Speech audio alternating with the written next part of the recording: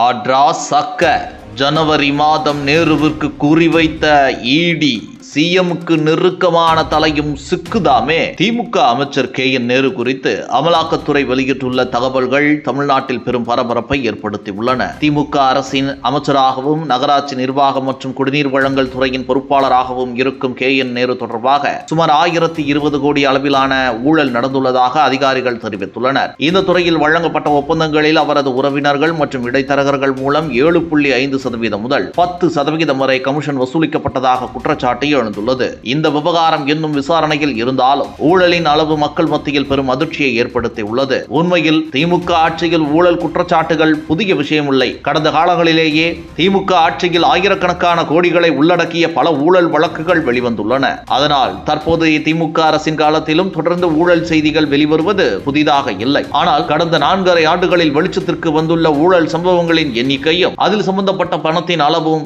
மிக அதிகமாக உள்ளது. இவ்வளவு ஊழல்களை கணக்கிட ஒரு கணிப்பொறியே சிரமப்படும் அளவுக்கு நிலைமை மோசமாக உள்ளது என மக்கள் பேசுகின்றனர். சமீபத்தில் வெளிவந்த முக்கிய ஊழல்களில் ஒன்று MAWS துறையில் பணம் கொடுத்து வேலை வாங்கிய ஊழல் ஆகும். இதில் 2538 பதவிகளில் குறைந்தபட்சம் 150 பதவிகளுக்கு லஞ்சம் வாங்கப்பட்டதாக கூறப்படுகிறது. ஒவ்வொரு வேலைக்கும் 25 லட்சம் முதல் 35 லட்சம் வரை பணம் வசூலிக்கப்பட்டதாகவும் மொத்தமாக 888 கோடி ரூபாய் வரை ஊழல் நடந்துள்ளதாகவும் குற்றச்சாட்டு எழுந்துள்ளது. இது தகுதியான ஏழை இளைஞர்களின் அரசு வேலை வாய்ப்பை பறித்ததாக மக்கள் கடும் வேதனை தெரிவிக்கின்றனர். அதேபோல தமிழ்நாடு சிவில் சப்ளைஸ் கார்ப்பரேஷன் கீழ் நடந்த நெல் போக்குவரத்து ஊழல் மற்றொரு பெரிய மோசடியாக பேசப்படுகிறது. விவசாயிகளுக்கான நெல் போக்குவரத்தில் ஒரு டன்னுக்கு 598 வழங்கப்பட வேண்டும் என்ற அரசு உத்தரவு இருந்தும் லாரி உரிமையாளர்களுக்கு வெறும் 186 மட்டுமே வழங்கப்பட்டதாக கூறப்படுகிறது. இதன் மூலம் சுமார் 160 கோடி ரூபாய் வரை அளவிலான ஊழல் நடந்துள்ளதாக குற்றச்சாட்டு எழுந்துள்ளது. மேலும் சென்னை மாநகராட்சியில்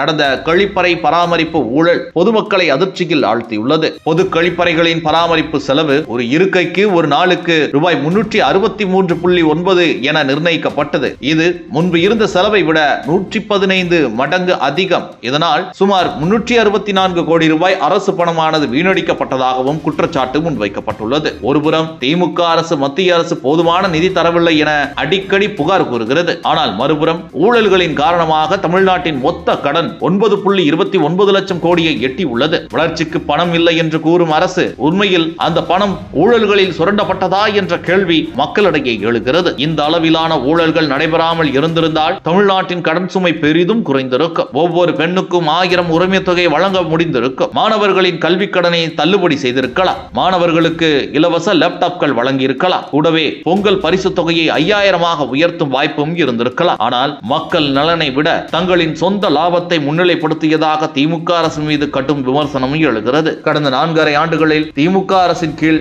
உண்மையில் வேகமாக செயல்பட்ட ஒரே துறை என்றால் அது வசூல், கமிஷன் மற்றும் ஊழல் துறைதான் என்று மக்கள் கிண்டலாக பேசுகின்றனர். இந்த கமிஷன் ஊழல் முறை ஆட்சி தமிழ்நாட்டின் வளர்ச்சிக்கு பெரிய தடையாக இருப்பதாக பலரும் கருதுகின்றனர். எனவே மாநிலத்தின் எதிர்கால நலனை கருத்தில் கொண்டு இப்படிப்பட்ட ஆட்சியை மக்கள் நிராகரிக்க வேண்டிய காலம் வந்துவிட்டதாக பொதுவான கருத்து வலுப்பெற்று வருகிறது.